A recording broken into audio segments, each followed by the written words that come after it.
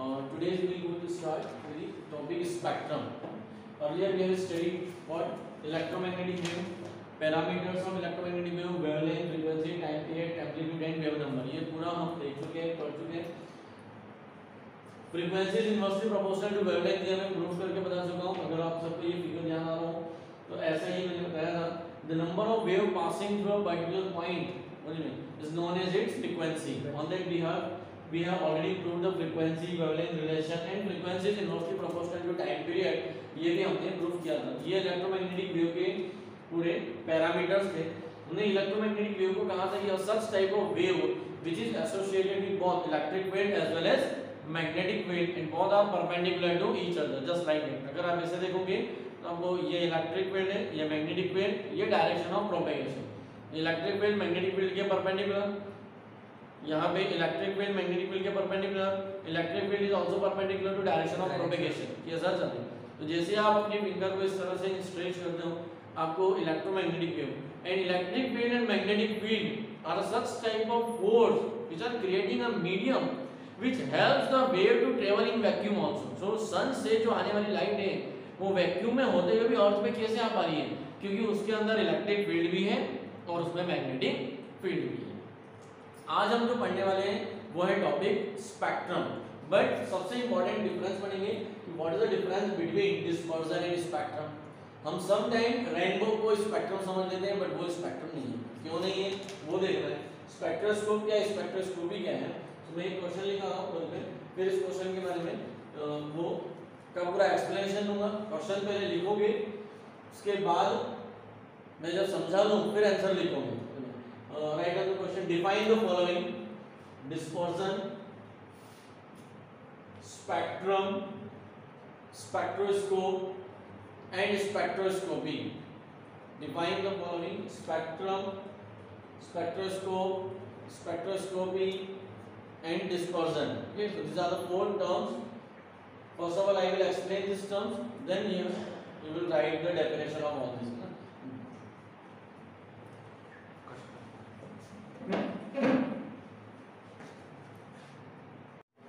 So what is dispersion? Dispersion क्या है? आराम से इसको सुनो, कोई अपनी लैंग्वेज में लिखो. Don't try to muggle my language. Dispersion, the process of splitting of electromagnetic wave is known as dispersion. अब सिर्फ splitting बोलने से काम नहीं चलता, एक बार splitting लिख देते हैं. The process of splitting of electromagnetic wave in a light or a light rays of different wavelength range is known as dispersion. Rainbow जो आ रहा है वो क्यों आ रहा है? या बारिश में जब आप देखते हो तो कई बार मैंने कहा था कि बारिश में जब ऑयल किसी गाड़ी से रिलीज हो जाता है और उस पर लाइट पड़ती है तो आपको अलग अलग कलर की दिखती है. तो ये क्यों है? क्योंकि रेड लाइट उसकी वेवलेंथ अलग होती है, ब्लू लाइट, वायलेट लाइट, सबकी वेवलेंथ क्या है? अलग अलग. All these have different wavelength and frequencies. Sun से आने वाली जो लाइट है, सनलाइट, वो बहुत सारी यानी कई सारी इलेक्ट्रोमैग्नेटिक वेव्स का कॉम्बिनेशन है. ऐसा कहा जाए तो क्या है? वो एक बंच है. It is a bunch of number of electromagnetic radiations और वेव्स. और जब वो स्प्लिट हो जाती है तो उसे कहते हैं डिस्पर्जन.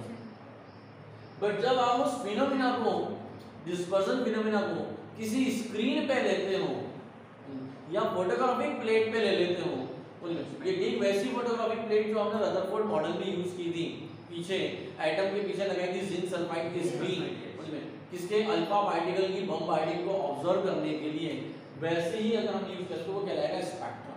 मतलब स्पेक्ट्रम क्या हुआ? एक पिक्चर. स्पेक्ट्रम मतलब आपके सामने, जैसे मैंने कहा कि मेरे पास एक लाइट है और वो डिस्पर्स हो गई, सिर्फ ऐसा बोला तो मतलब समझ नहीं क्या होगा. बट अगर वो जिन जिन कलर में डिफरेंट डिस्पर्स हुई जिस जिस रेंज में, उसका मैंने एक आपको प्रूफ दिखाया कि देखो ये रहा पेपर, इस पे मैंने उसको लिया था, तो वो क्या कहलाएगा? स्पेक्ट्रम.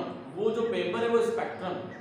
बट जो इंस्ट्रूमेंट ये करता है, the instrument which is used, ठीक है, to for spectrum is known as spectroscope. And the process of and the study of spectrum is known as spectroscopy. So listen every definition carefully.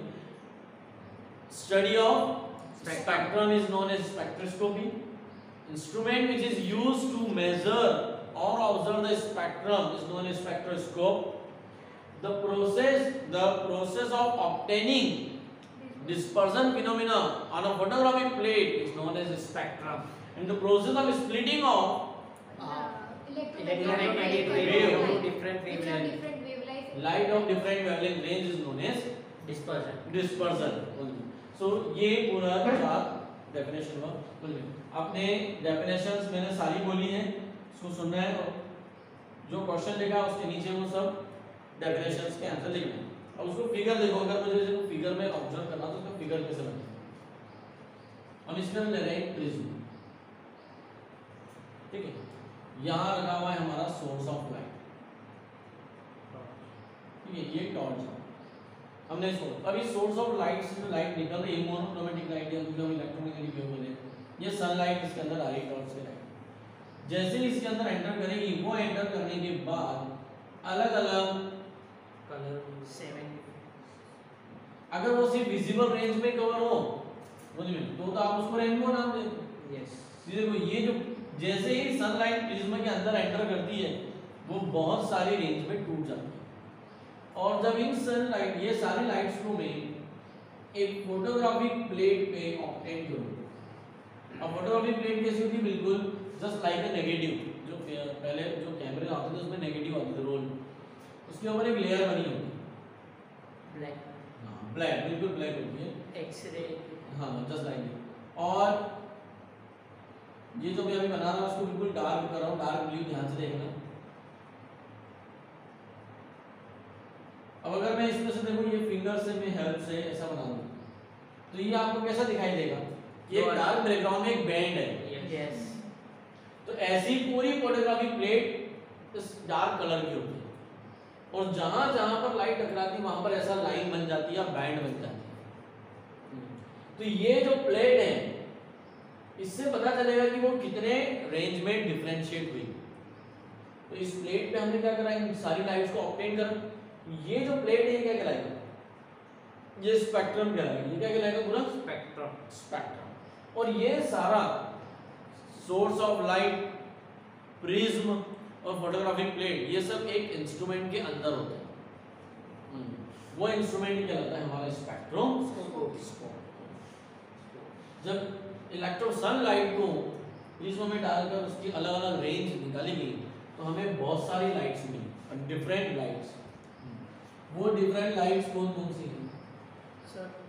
और उस पूरे sir prism में ऐसा क्या mechanism होता है कि वो एक लाइट डिफरेंट लाइट्स में कन्वर्ट हो जाती है? ये प्रिज्म जो है वो प्रिंसिपल ऑफ डिफ्रैक्शन पे काम करता है ना। आपने रिफ्लेक्शन एंड रिफ्रैक्शन पढ़े होंगे। यस, सो रिफ्रैक्शन की बिल्कुल refraction means the process of bending of light. जैसे ही ये अंदर जाता है वो अलग अलग बेंड हो जाती है, और बेंड होके प्रिज्म का जो मैकेनिज्म है, जो एंगल है, उसमें वो अलग अलग रेंज में अपनी लाइट्स को मोड़ देता है। तो वेवलेंथ के अकॉर्डिंग सब लाइट क्या हो जाती है, बेंड। जैसे एक सिंबल सा एग्जांपल से समझो। अभी आप तीनों हो मुझ में, मैं 3 स्टूडेंट है मेरे पास, 1 2 और 3। तीनों को एक पार्ट से दूसरे पार्ट में जाना है, और बीच में पानी भरा हुआ है, बट सबकी कैपेसिटी अलग अलग है। आपको अल्टीमेटली पहुंचना ही यहाँ है, यानी हमें कुछ भी करके इस पानी से बाहर निकलना है, वरना आप मर जाओगे पानी में। अब पानी के अंदर रेस हो रही है, हम ऐसा रास्ता चूज करते हैं जिससे जल्दी बाहर निकल जाए। यस, यस, ठीक वही करती है ये सारी light radiation, electromagnetic waves. As the entered in the medium, अभी मैं मुझे बताओ 9th क्लास में पढ़ा होगा, when a light rays entered from air to glass, it bends towards the normal. Yes. This is the principle of refraction. refraction. Yes. अब नाम में ही सब कुछ है। refraction मतलब फ्रैक्शन चीज, some part of the light entered and then bend, refraction. Reflection क्या होता है, जिस मीडियम में है उसी मीडियम में मीडियम में वापस तो चली एयर से ही एयर में, लेकिन ये एयर से कहा जाए ग्लास में जाता ग्लास है। तो ये नॉर्मल की तरफ ही क्यों मुड़ी, क्योंकि एयर कैसा मीडियम है, रेयर मीडियम, और ग्लास कैसा मीडियम है। अब हम लोग रटते हैं इसलिए बहुत मुश्किल होता है, बट रेयर और डेंसर को समझना बहुत आसान है। किसमें दौड़ना आसान है, हवा में कि पानी में? हवा में। जिसमें दौड़ने में आपको आसानी हो वो रेयर, जहाँ दौड़ने में आपको प्रॉब्लम हो। डेंस। अगर मैं इस क्लासरूम में अभी जहाँ हमारा रिकॉर्डिंग हो रहा है, वहां पर मैं क्या करूँ, बहुत सारी बेंचेस रख दूँ यहाँ और कहूँ कि फ्रीली दौड़ो, नहीं दौड़ पाओगे क्योंकि जरा सा दौड़ोगे बेंच बीच में आएगी, फिर उसको हटाओ, तो यहाँ से वहां जाने में आपको बहुत टाइम लग जाएगा। बट अगर यहाँ कोई बेंचेस ही नहीं हो, पूरा रूम खाली हो, तो एक पार्ट से दूसरे पार्ट जाने में आपको सेकंड भी नहीं लगेगा। यही लाइट रेज है। अब जब आप इसको रेयर से डेंसर में ले जाते हो तो घबरा रही है, और सबसे छोटा रास्ता कौन सा होता है? नॉर्मल। सबसे छोटा रास्ता कौन सा होता है? नॉर्मल। अगर देखो इस रास्ते से बाहर निकलते तो ये सबसे बड़ा होता है ना? यस। इमेजिन करके देखो। Alright. So this is the reason why light bends. Even यहाँ मीडियम टू मीडियम स्पीड में भी चेंजेस आ जाते हैं। यस। मीडियम टू मीडियम क्या होते हैं? स्पीड में भी चेंज आता है। तो वो भी पूरा फिजिक्स का पार्ट है। मुझे कितना सेक्शन यहाँ कवर करना है? All those section of the physics, which is essential to explain the Bohr's model. मुझे उतना ही पोर्शन आपको अभी देना है इस एटॉमिक स्ट्रक्चर चैप्टर में, क्योंकि ना मैं रिफ्लेक्शन पढ़ा रहा हूँ ना रिफ्रैक्शन, ना डिफ्रैक्शन, इंटरफेरेंस, ना स्पेक्ट्रम, ये पूरा पोर्शन ही हो गया है फिजिक्स का section he. But here what here, so electromagnetic spectrum, मैंने एक ट्रिक आप सबको दी थी, अभी मैं रिपीट फोकस कर रहा हूँ। Ronald yes McDonald invented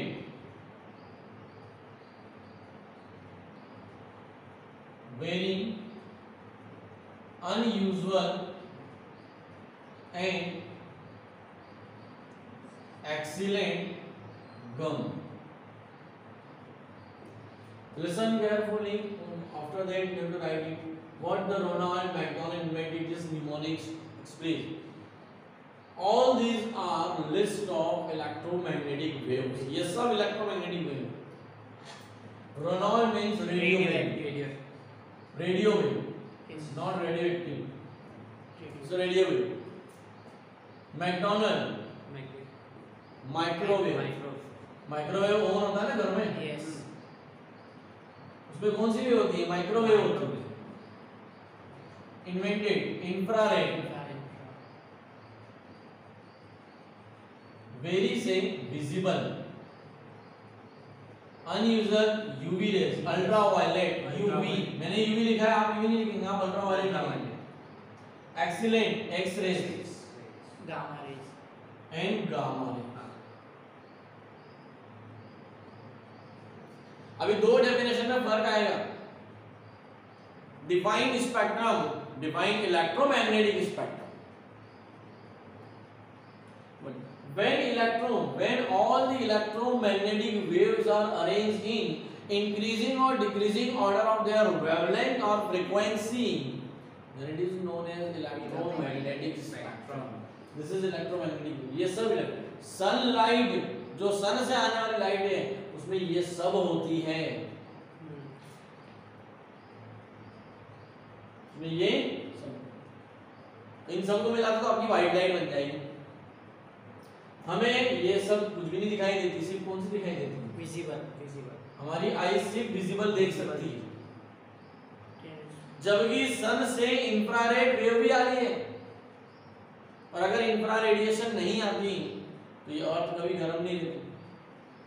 green house effect तब मैं बताऊंगा जब एनवायरमेंटल केमिस्ट्री वाला सेक्शन, तब उसमें जब अर्थ से टकराती है आईआर वेव, तो वो आईआर वेव जो होती है उसको एब्जॉर्ब करती है, और इन्हीं आईआर वेव को, इंफ्रा रेडिएशंस को, कार्बन डाइऑक्साइड की जो लेयर है वो बाहर नहीं जाने देती, जिससे अर्थ की सरफेस गर्म हो जाती है।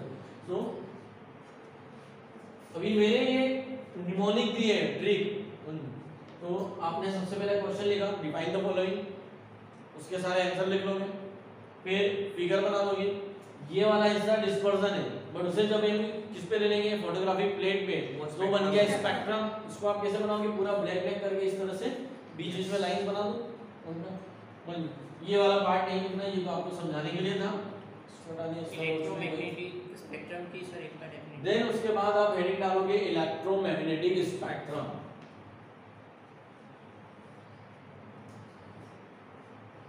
ऑल इलेक्ट्रोमैग्नेटिक वेव, हिंदी में बोल रहा हूं, सभी इलेक्ट्रोमैग्नेटिक वेव्स को इंक्रीजिंग या वेवलेंथ या फ्रीक्वेंसी के इंक्रीजिंग या डिक्रीजिंग ऑर्डर में अरेंज करने की फिनोमिना को इलेक्ट्रोमैग्नेटिक स्पेक्ट्रम कहते हैं। यहां से यहां, अब आपको मुझे ढूंढ के बताना है कि यहां से यहां जाने पे फ्रीक्वेंसी बढ़ रही है या वेवलेंथ घट रही है। यहां क्या हो रहा है ऊपर से, मैंने किस ऑर्डर में अरेंज किया है ये आप ढूंढ के बताओ। मतलब आपको इलेक्ट्रोमैग्नेटिक स्पेक्ट्रम की डेफिनेशन लिखने के बाद क्या करना है, सभी को कॉलम बनाना है। कितने कॉलम बनाना है, यहाँ इंस्ट्रक्शन सुनो। पहला आएगा name of wave, name of electromagnetic wave, उसके बाद उसकी फ्रीक्वेंसी यानी उसकी वेवलेंथ। अभी आपने सुना होगा ना FM, यस, AM, यस। ये पहले। So type of spectrum, earlier we have defined what is electromagnetic spectrum. The electromagnetic spectrum meaning light consists of a range of wavelength of different lights like radio wave, microwave, visible, ultraviolet, infrared, ये सारी waves उसमें। इस spectrum का use क्या है, what is the importance? So सबसे पहले हमें पढ़ना पड़ेगा type of spectrum, मतलब कि how many type of spectrum. So there are two type of spectrum, absorption spectrum and after absorption spectrum we will study emission spectrum. मैं बहुत clear कर दूं कि I am not going to cover here the complete details of this spectrum, each and every lines. हम इस spectrum को उतना ही पढ़ेंगे जिससे बोहर मॉडल को स्टडी करना इजी हो जाए। ठीक है, the development required, the development leading for Bohr model, Bohr का मॉडल पढ़ने के लिए ये सब पढ़ना बहुत जरूरी है। थॉमसन मॉडल आया, उसके बाद रदरफोर्ड आया। रदरफोर्ड मॉडल को मैक्सवेल ने फिजिक्स के कॉन्सेप्ट से फेल कर दिया। तो फिजिक्स की दुनिया में उस समय क्या क्या घटा है, मतलब ये पूरा कहानी की तरह है, एक स्टोरी की तरह है। Bohr was the student of Rutherford. तो जब बोहर रदरफोर्ड का मॉडल पूरा फेल हो गया, तो ऐसा नहीं कि फेल होते ही डायरेक्ट बोहर ने मॉडल दे दिया, ये आ गया। फिजिक्स में जो जो हुआ, ठीक है, लाइट बिहेवियर और जिन प्रिंसिपल के बेस पे रदरफोर्ड का मॉडल फेल हुआ, उसके लिए पूरा फंडामेंटल बोहर ने स्टडी की और फिर उन कॉन्सेप्ट्स को यूज करके उसने अपने मॉडल का पूरा बेस फाउंडेशन बनाया। वहां से टाइप ऑफ स्पेक्ट्रम की भी आवश्यकता है। स्पेक्ट्रम एक ऐसी फिनोमिना है, with the help of spectrum we can identify the even chemicals also. The spectrum is just like a fingerprint. बोले सर ये कैसी बात हो गई, फिंगरप्रिंट हर इंसान की अलग अलग होती है। यस, ना हम फिंगरप्रिंट के बेस पे क्या कर सकते हैं, किसी को भी आइडेंटिफाई कर सकते हैं। वैसे ही डीएनए फिंगरप्रिंटिंग होती है, अगर बायो वाले जानते हो। तो डीएनए फिंगरप्रिंटिंग क्या है, आप में हम सब बिल्कुल टोटली सिमिलर है। इवन अगर कहा जाए तो बायो की लैंग्वेज में ऐसा बोला जाता है only 0.1% difference between male and female. 0.1 मतलब ऑलमोस्ट ऐसा नहीं होता कि फीमेल में लीवर पेयर में बोली में और इंसानों का जो हार्ट है वो कहीं और, सब कुछ हार्मोन्स एवरीथिंग, सिर्फ थोड़े बहुत हार्मोन एस्ट्रोजन, प्रोजेस्टेरोन, पोलिमेट, टेस्टोस्टेरोन, इन हार्मोन्स की बात। ठीक है, भैया अगर मैथ्स वाले हैं तो इन बड़े बड़े वर्ड को ढूंढ के घबराना नहीं। ये एक एग्जांपल दे रहा हूं। तो डीएनए फिंगरप्रिंटिंग, अब डीएनए फिंगरप्रिंटिंग में क्या करते हैं कि इवन ऐसा भी नहीं होता है कि आपका डीएनए मदर फादर से भी सिमिलर हो, थोड़ा डिफरेंट होता है। सिमिलरिटी होती है समझिए, बट उनसे भी थोड़ा डिफरेंट होता है। तो ये आपका कोई सी भी सेल का डीएनए निकालकर उसका पूरा मैपिंग किया जाता है। वैसे ही हर केमिकल सब्सटेंस का डिफरेंट स्पेक्ट्रम होता है। Every chemical substance have different spectrum. अब वो डिफरेंट स्पेक्ट्रम कैसे आएगा, जैसे मेरा है या मैं कहूं कि मेरे पास एक केमिकल सैंपल है, हमें सब केमिकल सैंपल। तो हर सब्सटेंस की every substance have tendency to absorb a light of particular wavelength and emit the light of particular wavelength। मतलब हर सब्सटेंस उसने कुछ लाइट इमिट करता है। कौन सी कर रहा है, जो उसके ऊपर टकरा रही है।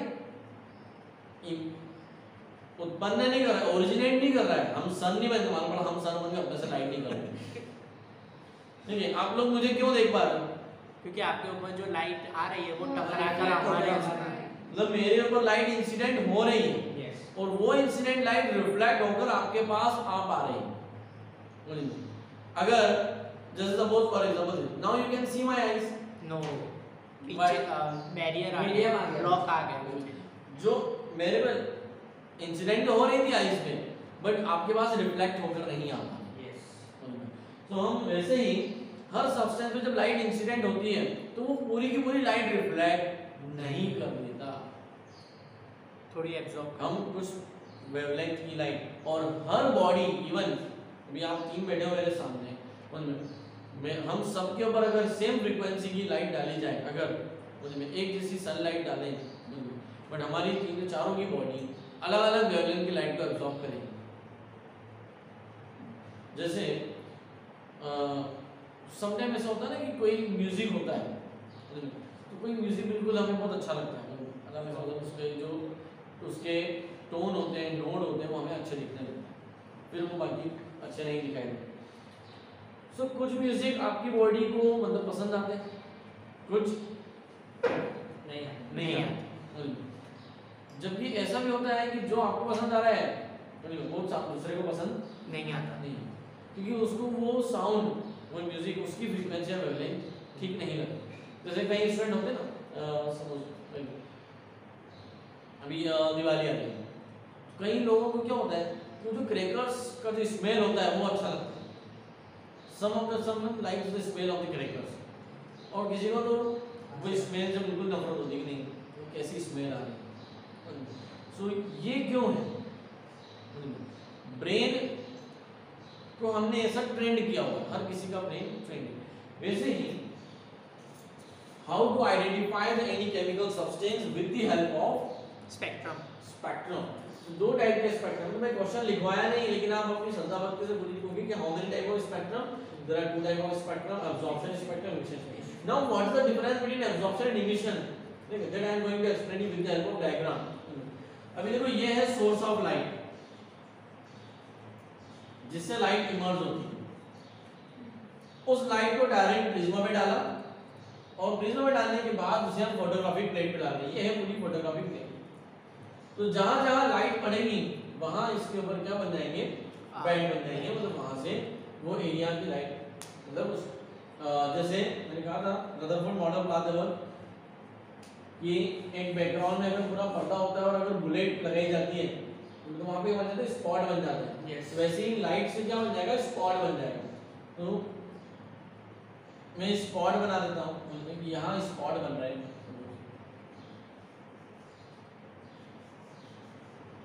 ये एक स्पॉट बन रहा है, ठीक है, this is one of the spot. यहाँ चाहो तो वैसे कलर अगर आपको दिखा हो ग्रीन कलर का स्पॉट बना देता हूँ, ये यहाँ एक ग्रीन स्पॉट बना,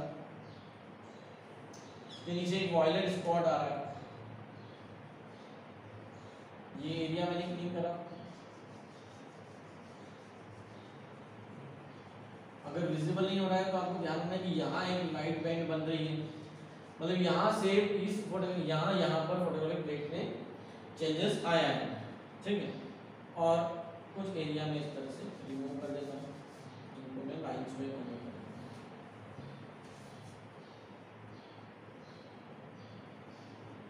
तो आप ऐसा समझो कि इस सोर्स ऑफ लाइट से, इस टॉर्च से जो लाइट निकलती है वो इस फोटोग्राफिक प्लेट पे तीन बैंड बनाती है। कितना बनाती है? तीन, ठीक है। एक ग्रीन बैंड, एक वायलेट बैंड और ये व्हाइट लाइट की लाइंस बनाती है। ऐसा है पर चेंजेस आता है। हमने एक केमिकल सैंपल लिया, इसी एक्सपेरिमेंट को दूसरी बार किया। ये कोई सा भी सोडियम क्लोराइड, कोई सा भी एक केमिकल सैंपल ले सकते हो जिसको आप आइडेंटिफाई कर रहे हैं, अननोन केमिकल सैंपल। टॉर्च की लाइट अब डायरेक्ट प्रिज्मा पे नहीं जा रही, पहले कहां जा रही है? केमिकल से पास होकर प्रिज्मा। केमिकल सैंपल से पास होने के बाद जो ट्रांसमिटेड लाइट है बची वो लाइट यहां पर जा रही है। एंड आपको इस फोटोग्राफिक प्लेट पे क्या दिख रहा है वो देखो, ग्रीन लाइट नजर आ रही है, व्हाइट लाइट की ये तीन लाइन नजर आ रही है, लेकिन वायलेट लाइट नहीं दिख रही। व्हाट इट मींस दैट वो एब्जॉर्ब हो गई। इस सैंपल ने पर्पल इस वेवलेंथ की लाइट को एब्जॉर्ब कर लिया, से यूज कर लिया, और जो एब्जॉर्ब नहीं किया वो उसने यहाँ पे इमिट। ये जो तीन बैंड है लाइन बताती है कि इसके अंदर कौन कौन सी वेवलेंथ की लाइट्स थी। यहाँ what is absorption spectrum? When a source of light is incident on a chemical sample and if this source of light, if this sample absorb a wavelength of particular light, then it is known as absorption spectrum. किसी sample की absorb की हुई light का spectrum gain करना absorption spectrum. और अगर ये जिस वेवलेंथ, ये जिस रेंज की लाइट को एब्जॉर्ब कर रहा होगा, मतलब ठीक सेम ऐसा कि ऐसा नेचर किसी और दूसरे केमिकल सैंपल का हो ही नहीं सकता। किसी भी दो केमिकल सैंपल का स्पेक्ट्रम कभी भी सेम नहीं हो सकता। इसलिए वो क्या बन गया, आइडेंटिटी बन गया। क्या बन गया? आपको सिर्फ अभी बोर मॉडल के लिए मुझे ध्यान रखना है कि ये जो एब्जॉर्प्शन स्पेक्ट्रम है, यहाँ सोर्स ऑफ लाइट का इस्तेमाल होगा और सैंपल ने क्या करना, लाइट को एब्जॉर्ब करना। Now what is emission spectrum? Emission मतलब जब ऑब्जेक्ट खुद क्या करे, जो सैंपल है वो खुद ही लाइट इमर्ज करे, और एक मतलब वो खुद ही सोर्स बन जाए। समझ? जैसे थोड़ी देर पहले मैंने कहा था कि हम सब सोर्स नहीं है, हम में से लाइट नहीं निकलती, सन सोर्स है। सन से जो लाइट आ रही है वो हमारे पर टकरा रही है, इंसिडेंट हो रही है और फिर आप लोग एक दूसरे को देख पा रहे हैं। टॉर्च यहाँ सोर्स है क्योंकि वो खुद लाइट प्रोड्यूस कर रहा है।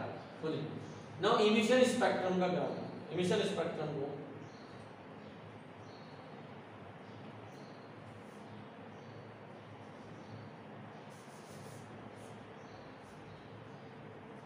मैं यहाँ पर डायरेक्ट ऐसा लिखूंगा,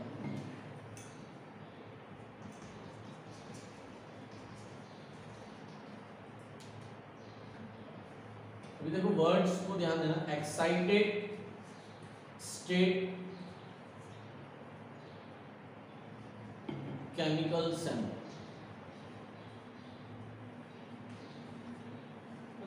ये केमिकल सैंपल लिखा है, क्लियर नहीं लिखा, ध्यान।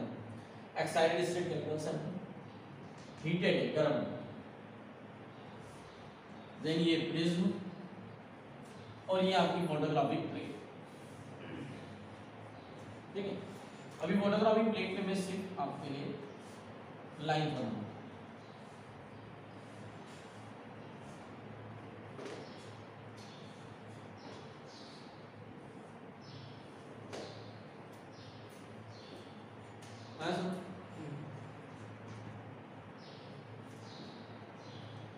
एक्साइटेड स्टेट का मतलब क्या होता है? चाय तो आप सबकी जगह चाय गर्म, कोई भी हर गर्म चीज ठंडी होती है कि नहीं? यस। कैसे होता है? सब वो ऊपर जो हीट है उससे निकल के ऊपर चली जाती है और उसके आसपास के जो वाटर वेपर से वो ठंडी। Every heated objects cool down by, बस उसको सिर्फ ये नहीं करना है कि उसके ऊपर कुछ ठंडा डाल दें, उसे अपने आप ठंडे होना है आसपास के वाटर वेपर से। Every hot objects have tendency to emit radiations. हर गर्म ऑब्जेक्ट जो होता है ना, वो क्या करता है? They lost their heat in the form of radiation. This is known as heat radiation. क्या बोलते हैं उसे? Heat radiation. गर्म चाय ठंडी हो रही है, हीट रेडिएशन। ऐसे ही आप आयरन की रॉड को गर्म करो, वो जब गर्म होने का ठंडी होती है वो हीट रेडिएशन मिलेगी, और वो जो रेडिएशन है उसे कहते हैं एक्साइटेड स्टेट, यानी गर्म ऑब्जेक्ट, जिसको हमने एक्साइटेड स्टेट में रखा।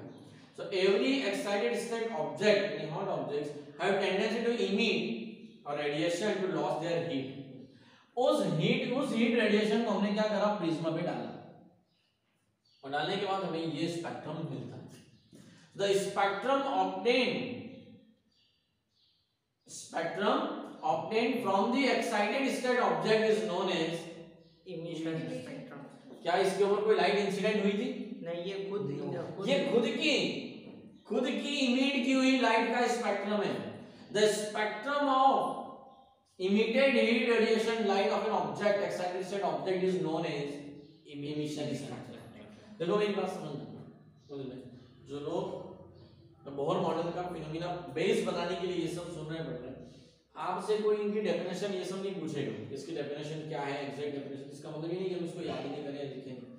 कॉन्सेप्ट पकड़ना है, अगर हमें फिजिक्स का ये कॉन्सेप्ट अच्छे से सीखना है, बोहर मॉडल का डेवलपमेंट सीखना है, तो आपको एक कॉन्सेप्ट क्लियर होना चाहिए कि अब्जॉर्प्शन स्पेक्ट्रम में सोर्स ऑफ लाइट होता है, वो लाइट सैंपल में जाती है, फिर उसमें से जिसको जो एब्जॉर्ब करना थी वो कर लिया, बची हुई लाइट को उसने भेज दिया। तो आपको देखो यहाँ पे डिफरेंस नजर आता है। यहाँ कंपैरिजन किसी से नहीं होता है, क्योंकि जब आप ऑब्जेक्ट को गर्म करते हो, आपने गर्म किया, वो एक्साइटेड स्टेट में है, ठंडा होने के लिए क्या कर रहा है, हीट रेडिएशन, तो उस समय जो उसने रेडिएशन निकाली वो रेडिएशन प्रिज्म में डाली और हमने उसका स्पेक्ट्रम बना लिया, वो उसका एक स्पेसिफिक नेचर हो गया। तो this is known as emission spectrum. क्या बोलेंगे इसे? इमिशन स्पेक्ट्रम में कोई सोर्स ऑफ लाइट नहीं होता। इमिशन स्पेक्ट्रम में जो ऑब्जेक्ट लिया जाता है वो एक्साइटेड स्टेट में लिया जाता है, जबकि अब्जॉर्प्शन स्पेक्ट्रम में आप तब तक नहीं कर सकते जब तक कि आपके पास स्टैंडर्ड नहीं हो कंपेयर करने के लिए। आपको पता चलना चाहिए ना कि कौन सा अब्जॉर्ब हो गया और कौन सा नहीं। यहाँ कंपैरिजन के लिए स्टैंडर्ड की आवश्यकता होती है, स्टैंडर्ड फोटोग्राफिक प्लेट की हमें जरूरत पड़ती है। Any point. तो दिस इज इमिशन स्पेक्ट्रम। अब जब ये इमिशन स्पेक्ट्रम को, अभी आप में से सबको ध्यान होगा तो हमने कैथोड रे ट्यूब एक्सपेरिमेंट पढ़ा था, cathode ray tube experiment of sir William crooks, discharge tube. अब उस डिस्चार्ज ट्यूब में जब इसी को, अभी देखो यहाँ पे इसके एब्जॉर्प्शन और इमिशन के भी टाइप बताए जाते हैं। The emission is, there are two type of emission spectrum, line emission spectrum, band emission spectrum. यहाँ आपको दिख रहा है, देखो कैसे फॉर्म में मिला, लाइंस के फॉर्म में, it is known as line emission spectrum. But अगर आपको किसी का इमिशन बैंड के फॉर्म में मिले, तो जहां बड़े बड़े बैंड बने हों, छोटी छोटी यानी फोटोग्राफिक प्लेट्स पे स्मॉल स्मॉल लाइंस दिखने की बजाय आपको क्या दिखे, बड़े बड़े बैंड्स नजर आए, तो वो कहलाएगा band emission spectrum. Band emission spectrum.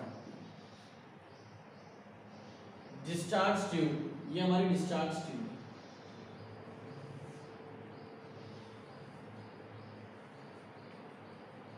यहाँ आपके वो कैथोड एनोड सभी लगे हुए हैं, ठीक है।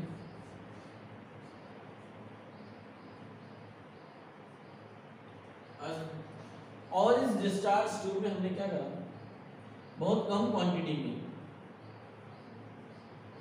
हाइड्रोजन गैस ली, चलिए ना, हाइड्रोजन गैस बहुत कम, very very small, very few particles, ऐसा नहीं कि 1 मोल 2 मोल, इतना भी नहीं, मतलब कहा है तो बहुत 0.00001 moles of hydrogen gas, बहुत a very few molecules of hydrogen gas are taken inside the discharge tube at very very low pressure, at very low pressure, और हाई वोल्टेज तो हम अप्लाई करते हैं डिस्चार्ज में, at very very low pressure and high voltage।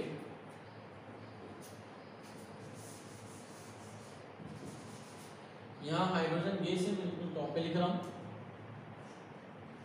इस discharge tube में hydrogen gas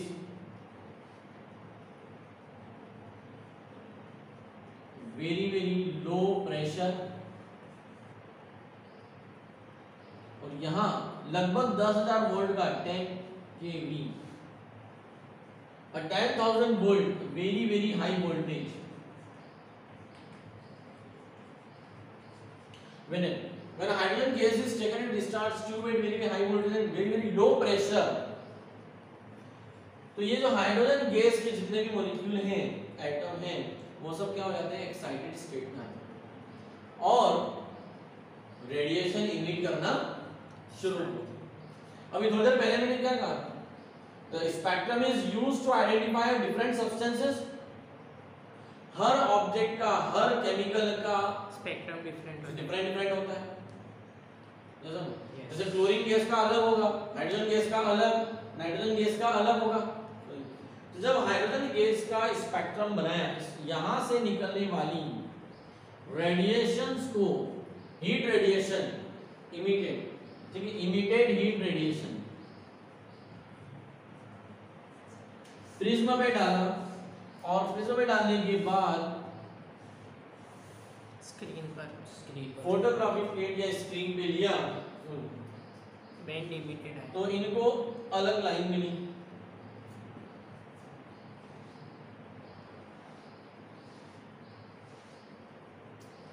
अभी देखो ये एक बार एक्सपेरिमेंट किया, ये लाइन मिली, तो समझ में आया सबको कि हाइड्रोजन का हीट इमिटेड जो इमिशन स्पेक्ट्रम है वो ऐसा आता है, मतलब उसमें टॉप पे लाइंस आती है। हम इन लाइंस की वेवलेंथ भी मेजर कर सकते हैं, उसके लिए फॉर्मूला है, ठीक है, वो फॉर्मूला पढ़ाएंगे। मैं रिडबर्ग कांस्टेंट के साथ फॉर्मूला पढ़ाऊंगा कि how to measure the wavelength of this type of lines obtain on the screen. तो उसकी वेवलेंथ कैसे नहीं, स्पेक्ट्रोस्कोप तो सब मेजर कर लेता है, जो इंस्ट्रूमेंट होता है उसमें सब आ जाता है, बराबर समझ।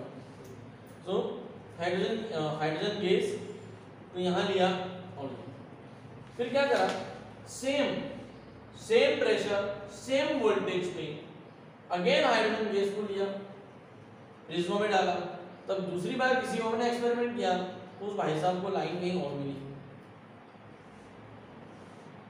Same number sir, line same molecule of hydrogen, number of line same molecule नहीं, हम मतलब ऐसा कह सकते हैं कि वो नंबर ऑफ लाइंस नहीं, आना यहाँ चाहिए थी ना, पोजीशन चेंज हो गई, पोजीशन बदल गई और वेवलेंथ बदल गई। पोजीशन बदलना मतलब वेवलेंथ बदल गई, बेंडिंग वेवलेंथ के अकॉर्डिंग होती है ना। प्रिज्म में से बेंड मैंने कहा था किसके अकॉर्डिंग होती है, वेवलेंथ के अकॉर्डिंग। फिर और एक्सपेरिमेंट परफॉर्म किया, सेम हाइड्रोजन गैस की, सब कुछ कंडीशन सेम, फिर दूसरी पोजीशन पे मिली लाइंस, क्वांटिटी भी सेम, फिर दूसरी पोजीशन पे लाइंस मिली, लाइंस को क्वांटिटी से मत देखो, वेवलेंथ से देखो। जब पहली बार एक्सपेरिमेंट किया तो लाइमन ने किया, तो उन्होंने उसको लाइमन सीरीज नाम दिया, सीरीज ऑफ लाइंस मिली उनको। तो जो पहला था वो लाइमन, देन बामर। अभी सुनना है, देखो भाई ये पूरा जितना भी मैंने पढ़ाया उतना लिखना कुछ भी नहीं, लिखने के मैं इंस्ट्रक्शंस अलग से दूंगा, उसमें कैसे लिखना है, क्या लिखना है ना पूरा, और इसके लिए क्या हेडिंग डालना है, ये एक बार पूरा क्लियर करके फिर जब लिखने के लिए मैं दूसरी बार समझाऊंगा तब लिखना है। बामर ये क्या नहीं, पास्टन, लाइमन बामर पास्टन, ब्रैकेट पी5, इसे पी5। लाइमन सीरीज यूवी रीजन से बिलोंग करती थी, मतलब क्या, यूवी रेज की ओरिजिन, सभी की जो रेंज थी ना लाइंस की वो अल्ट्रा वायलेट रेंज थी। देखो अल्ट्रा वायलेट हमेशा, अभी आप जो टेबल बनाओगे इलेक्ट्रोमैग्नेटिक स्पेक्ट्रम में तो आप रेंज बनाते हो कि यहाँ से यहाँ तक यूवी रेंज है, जैसे विजिबल है ना रेड कलर, तो कितने टाइप के रेड कलर होते हैं, light red, dark red, moderate red, कितने रेड होते हैं ना, ये सब रेड है तो सभी रेड ना, तो सब अलग अलग क्यों नहीं, कोई डार्क रेड का कोई लाइट रेड, क्योंकि उनका जो रेंज है वो अलग अलग है, वेवलेंथ अलग अलग है। रेड रीजन से ही बिलोंग करती है वेवलेंथ, बट रेड में भी डिफरेंट है ना, समझ में वैसे। सो बामर ने जब किया, यहाँ लिखना मोस्ट इंपॉर्टेंट है, बामर में मिलने वाली लाइंस सारी विजिबल रीजन की थी, और ये बिल्कुल डिटेल में दिया है बामर, इसमें अल्फा बीटा गामा पढ़ोगे डेल्टा में visible region 12th class physics में ड्यू नेचर रेडिएशन के अंदर, ये पूरा 12th का फिजिक्स का पोर्शन चल रहा है। देन पास्टन, ब्रैकेट और पीफर्ड ने जब सेम एक्सपेरिमेंट रिपीट किया तो उनको जो हाइड्रोजन स्पेक्ट्रम, हाइड्रोजन गैस का जो एमिशन स्पेक्ट्रम मिला वो इंफ्रारेड रीजन से मिला, और ये ऑब्जेक्टिव पूछा जाता है कॉम्पिटिटिव एग्जाम में। Lyman series belongs to UV region, Balmer series belongs to visible region and infrared. Paschen, Brackett and Pfund, जो भी नाम यहाँ लिखे नहीं वो लिखूंगा, बिलोंग्स टू इंफ्रारेड। तो ये this is known as hydrogen emission spectrum. अब यहां से क्वेश्चन मार्क खड़ा हो गया, और एक और नया ड्रॉबैक जुड़ गया रदरफोर्ड के मॉडल में, जो किताबों में पहले लिखा जाता है लेकिन वो तब तक समझ में नहीं आता जब तक ये नहीं पढ़ा। The Rutherford was unable to explain the different kind of radiations emitted by same molecule hydrogen। ये अलग अलग तरह की वेवलेंथ का आना क्या शो करता है कि इस बात को कि नेचर में बहुत सारे टाइप के हाइड्रोजन है, हमें पता है कि एक ही टाइप के हाइड्रोजन, बट एक ही टाइप के हाइड्रोजन फिर अलग अलग वेवलेंथ की लाइट क्यों दे रहे हैं। Rutherford was unable to explain. और अगर ऐसा बोल देता रदरफोर्ड कि हाँ नेचर में बहुत सारे टाइप के हाइड्रोजन है, तो बताओ कौन कौन से टाइप के, तो सबका मॉडल भी बताओ, सबका एटॉमिक नंबर भी बताओ। नहीं समझ में आ रहा? ये रदरफोर्ड यहाँ पे बहुत ज़्यादा उलझ गए। स्पेक्ट्रम के आने के बाद उनका और एक ड्रॉबैक बढ़ गया। अभी तक तो ड्रॉबैक थी ही, इनका मॉडल तो वैसे ही फेल हो गया, बट रदरफोर्ड से जब ये पूछा गया, लेकिन हमने कहा कि स्पेक्ट्रम एक आइडेंटिटी होती है, तो यहाँ सभी को समझ में नहीं आ रहा था, किसी को भी नहीं आ रहा था कि हाइड्रोजन गैस ऐसा क्यों कर रहे हैं। कभी यूवी रीजन की लाइट देती है, कभी यूवी रीजन का बैंड आता है, कभी विजिबल रीजन का बैंड आता है, लाइन्स आती है, कभी आईआर रीजन की बैंड आती है, उसमें भी अलग अलग पोजीशन पे आती है। तो फिर ऐसे तो हम कभी हाइड्रोजन गैस को आइडेंटिफाई नहीं कर पाएंगे, वो आइडेंटिटी नहीं बन पाए। तो इसका एक्सप्लेनेशन भी किसने दिया? बोहर ने। इवन मैक्सवेल, जिन्होंने इलेक्ट्रोमैग्नेटिक स्पेक्ट्रम में इतना वर्क किया, मैक्सवेल भी नहीं दे पाए, बोहर इसका समाधान बताएगा, इसका सॉल्यूशन नहीं। तो अभी लिखना कैसे है आपको, वो मैं आपको बताऊंगा।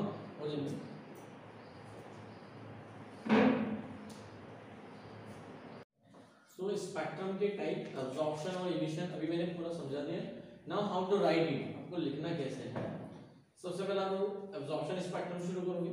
First will put up a heading absorption spectrum. ऐसा नहीं कि मैंने जैसा लिखा है आप भी अपनी नोटबुक में 2 कॉलम बना दो और आधे आधे पे जरा जरा से में आप अपनी नोटबुक में पूरी टॉपिक बीच में हेडिंग डालेंगे अब्जॉर्प्शन स्पेक्ट्रम, फिर पूरा अब्जॉर्प्शन लिखेंगे, उसके नीचे इमिशन लिखेंगे। ध्यान रखो, अब अब्जॉर्प्शन स्पेक्ट्रम की अगर आपको डेफिनेशन नहीं बनती कोई इशू नहीं, सिर्फ मेन पॉइंट लिखना है। It is a that type of spectrum in which the source of light is used, the light emitted from the source of light absorb a wavelength of particular light, and this absorbed light bands obtained on photographic plate. इतना आपको यहाँ पर mention. In absorption spectrum a standard photographic plate is also required for comparison. बिना इसके आप comparison नहीं कर पाएंगे कि कौन सी लाइट की बैंड, जैसे देखो यहाँ पे 3 कलर की लाइट है, ग्रीन, पर्पल और व्हाइट, या आप इसको 3 बैंड बोलो, बट इन 3 में से बीच वाला बैंड एब्जॉर्ब हो गया, तो दिस इज एब्जॉर्प्शन स्पेक्ट्रम। इसके भी फर्दर टाइप होते हैं, लाइन और बैंड, उसकी हमें इतनी आवश्यकता नहीं। मैंने वैसे बताया कि सिर्फ पर्पस इस टॉपिक को पढ़ाने का एक ही है कि बोहर्स का मॉडल समझ में आ जाए। बोहर, जैसे बोहर ने ये वाला पोर्शन समझाया, कैसे समझाया तो वो देखो, इतना पूरा लिखेंगे, then you can start with emission spectrum. What is emission spectrum? The spectrum of heat radiation emitted by the excited state object is known as emission spectrum. आप बार-बार पॉज करके इस डेफिनेशन को या तो अच्छे से सुन लो, फिर इसको लिख लो। Either you can make definition in your own language कि किसी excited state object से इमिट होने वाली जो रेडिएशन है उसका स्पेक्ट्रम क्या कहलाता है? Emission spectrum. और हर ऑब्जेक्ट का एमिशन स्पेक्ट्रम अलग अलग होता है, हर केमिकल सब्सटेंस का एब्जॉर्प्शन स्पेक्ट्रम अलग अलग होता है, and that's why the spectrum can be used as a fingerprint. यहाँ ये फिगर बनाया है, एमिशन स्पेक्ट्रम, हेडिंग डाली, एमिशन स्पेक्ट्रम का फिगर बनाया है, यहाँ एमिशन स्पेक्ट्रम आपका फिनिश हो जाता है, यहाँ आपका एमिशन स्पेक्ट्रम क्या हो जाएगा? फिनिश हो जाएगा। क्लियर है? इसके बाद जो आप हेडिंग डालोगे वो है hydrogen emission spectrum.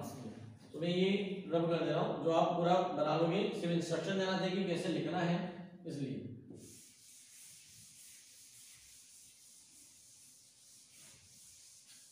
the most important topic for to understand the Bohr's model, foundation of Bohr's model is hydrogen line emission spectrum। मतलब ये भी बताना चाहिए कि वो लाइन स्पेक्ट्रम था, बैंड नहीं, line emission spectrum,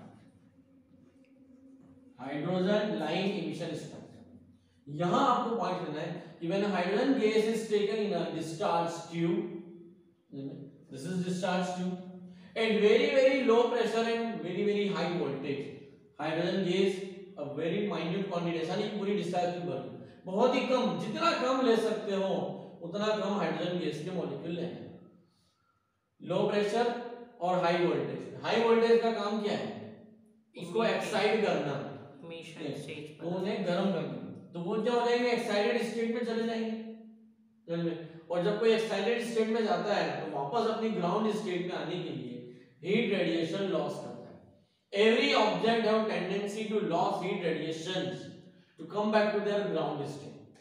Ground state मतलब जहां पे वो इनिशियली था। तो जब वो ग्राउंड स्टेट में वापस आता है तो यहाँ में सारी लाइंस फिर से नाम लिख रहा हूँ ताकि आपको क्लियर दिखे। Lyman series, Lyman LYMN, बामर BALMER, Paschen PASCHEN, bracket BRAKETT and P5। ये पांचों अलग अलग साइंटिस्ट और इन्होंने ऐसा नहीं कि एक साथ सबने मिलकर एक्सपेरिमेंट परफॉर्म किया, ये सब अलग अलग जगह रहते हैं। जो भी इन सबने अपनी अपनी लैब में एक्सपेरिमेंट परफॉर्म किया। सेम हाइड्रोजन का एमिशन स्पेक्ट्रम जब लाइमन बाबा ने किया तो उनको यूवी रीजन की लाइट मिली। Lyman UV region, Lyman belongs to, मैं यहां सामने लिख रहा हूं, Lyman lines belongs to UV ultraviolet region. मतलब जब उन्होंने एक्सपेरिमेंट किया और उनको फोटोग्राफिक प्लेट पे जब लाइंस मिली, उन लाइंस की जब वेवलेंथ रिडबर्ग फार्मूले से निकाली तो उस फार्मूले की जो वेवलेंथ आई वो अल्ट्रावायलेट रीजन से बिलोंग करती थी। बामर सीरीज में लाइन विजिबल, पासन में, ब्रैकेट में और P5 में, इन तीनों को IR रीजन से मिली। IR मतलब इंफ्रारेड है। अब आप बोले सर ये सारा इंफ्रारेड थी तो सेम नहीं हुई, पोजीशन अलग अलग है।